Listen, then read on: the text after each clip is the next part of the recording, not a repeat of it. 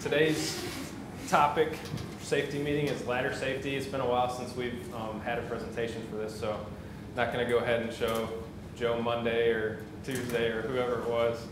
We made a new PowerPoint and everything for it. So guidelines for using ladders safely on campus.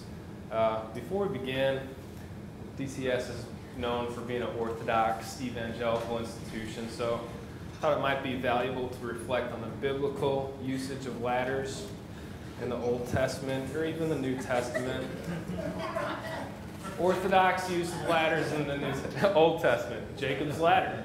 Somebody could give me a check on that cross-reference. Not too sure. Second one here. Jacob's vacuum, Swiss tower. Practice. Right, unorthodox there. Orthodox or unorthodox use of a ladder? 3 days ladder, he arose.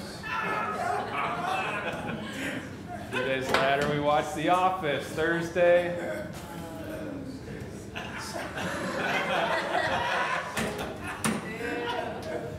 My man, right here, brought it out. Later on, went into the hold of the ship, fell asleep.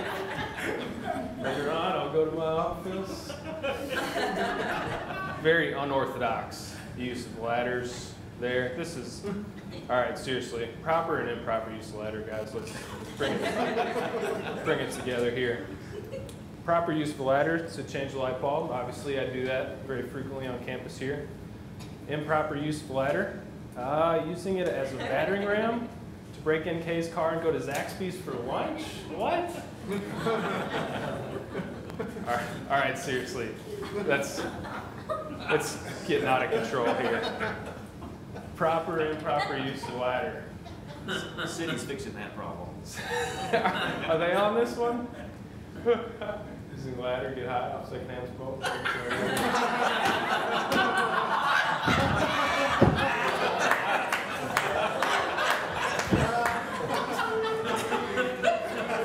All right. Sorry. Completely apologize for this. Why ladder safety? This is really, ladder safety is pretty important on campus here, especially, I know our guys, Brian's guys, Carrie, and Tom's guys using ladders all the times in the apartment buildings. Even, I don't know, Dee, are the custodians, can they get ladders when they need to? And yeah, we never been for changing? Okay. So it pretty much applies to a lot of us in FPO here, but over 90,000 emergency room accidents per year because of ladder falls. That's pretty significant. Over 500,000 trips to emergency facilities, whether it's ER or outpatient facilities there, and 14% of all occupational deaths per year are due to improper use of ladders. So I'll give you a quick overview of what we're going to go through here. Selection of ladders, inspection, setup, use, and finally care and storage. Selecting a ladder, what's important here, and you probably can't see it too well on the label here, but all of our ladders that are pretty much newer and the labels haven't worn out on them have a little sticker on there that tells you the weight capacity that you can have on the ladder and what type of ladder it is. We'll talk about that a little bit. There's basically 4 different types of ladders, and the way that they rate those pretty much is just by weight. So when you're wanting to figure out if it's safe for you to go onto a ladder, what you need to figure out is your body weight and then the weight of anything else that you're going to take on the ladder with you. And then make sure this one's okay for 250 pounds. So just make sure that you're under the weight there. And you're going to be guessing most of the time. And probably the majority of the time you're not even going to have to worry about this anyway if you're safely and working safely and not having too heavy of things with you. Must stand size here, must stand 2 feet down from the top of the ladder. All of our ladders are equipped pretty much with a sticker on the top rungs that say, please don't step above this rung on the ladder. Just pay attention to those as you're working. And we also have 3 types of ladders here on campus. One is the extension ladder, finally the step ladder also, and then twin step. And the twin step ladder is where you can have a person on each side of the ladder. I think Dan's got one at Washington Tower, and we also have one that we kept. Glenn's guys actually were using it the other day, and Todd we keep it down in the basement of Todd. So those are our three. The most common ladder that we're going to use, obviously, on campus is the step ladder, just so you know. Selecting extension ladders, we have variable length ladders, obviously.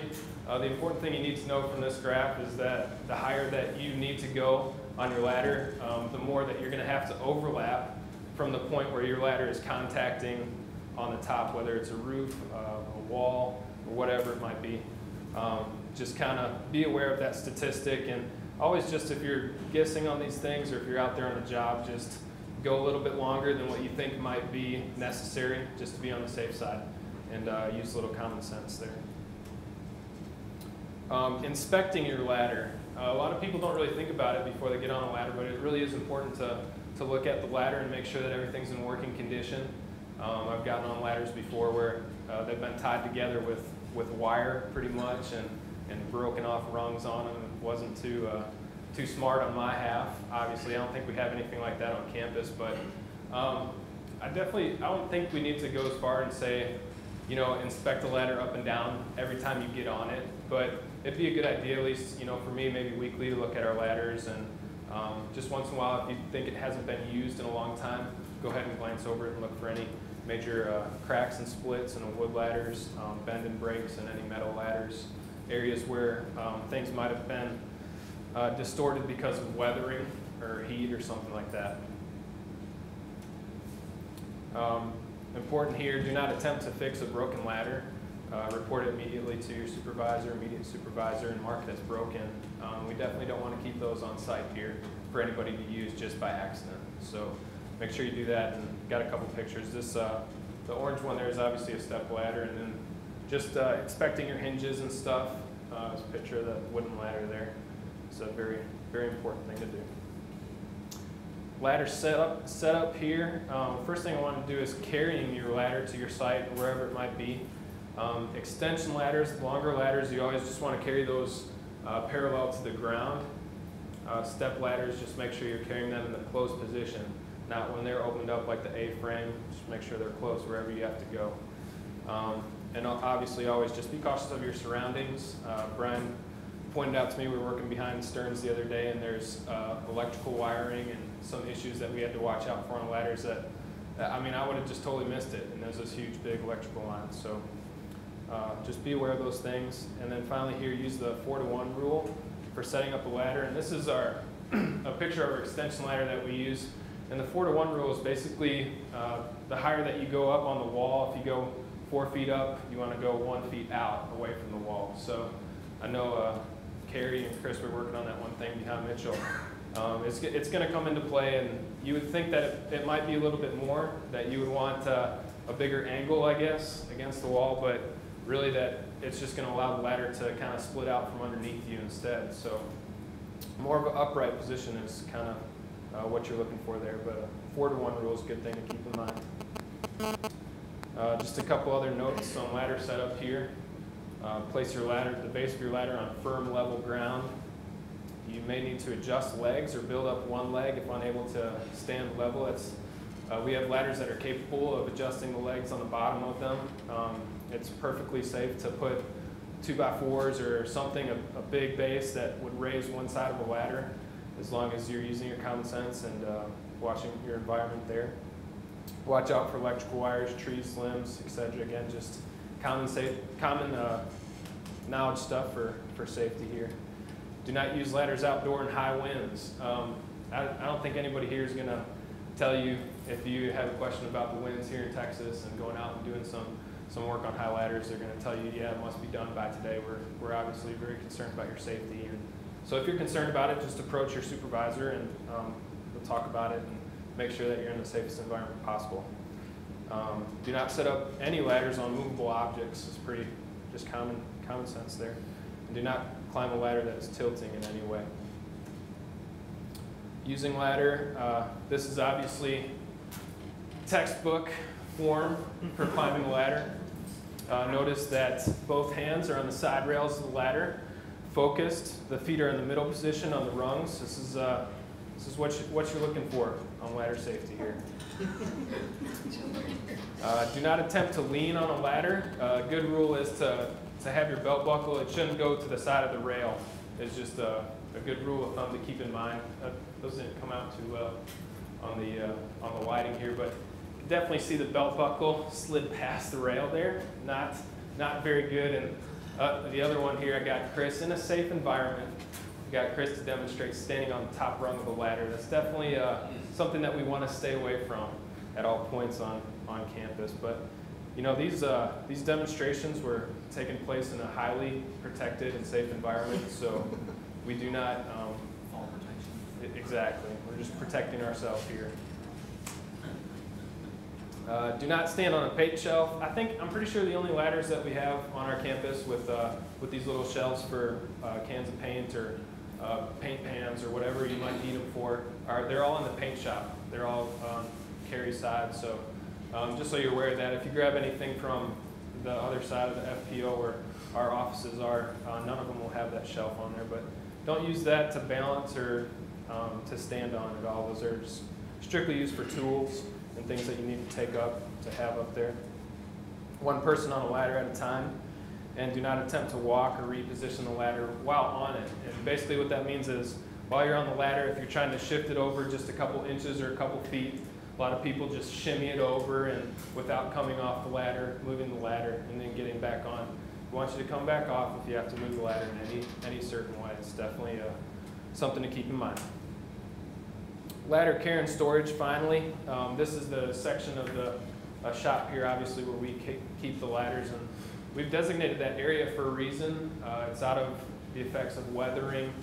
It's in a safe place where the ladders are rested up against something. Chances are they're not going to just fall, even if something crazy is happening around you or whatever. They're pretty good stationary there. And also, it's just a good place where everybody can access them there. But when you're thinking about carrying and storing your ladder, do not use a ladder having fire damage or exposed to toxic chemicals. A lot of times you'll be able to see those things right away, even if they're in a stored location. They might have that on there. Do not store materials on your ladder. We don't want to have anybody resting anything on there just in case they go and grab a ladder right away and it falls off and could injure somebody pretty easily. And again, not leaving the ladders in an area where they can be weathered. Ladder care and storage, again, just transporting ladders. This is top of our electrical cart that you often see with the ladders. Just make sure that they're secured while they're up there and you're having to move it. We have bungee cords even. I know, Jason, you guys transporting a lot of ladders back and forth in different situations. So just want to go the extra step to make sure that those aren't going to fall off the cart when you're going. It's happened to me before. So we do have those bungee cords there for a reason. And again, that's just reiterating what we've already said about checking your ladder. I've directed all comments to our safety expert, but he's not here today, so if you guys have any questions, I can take those at this time. Otherwise, we can go ahead and take the quiz.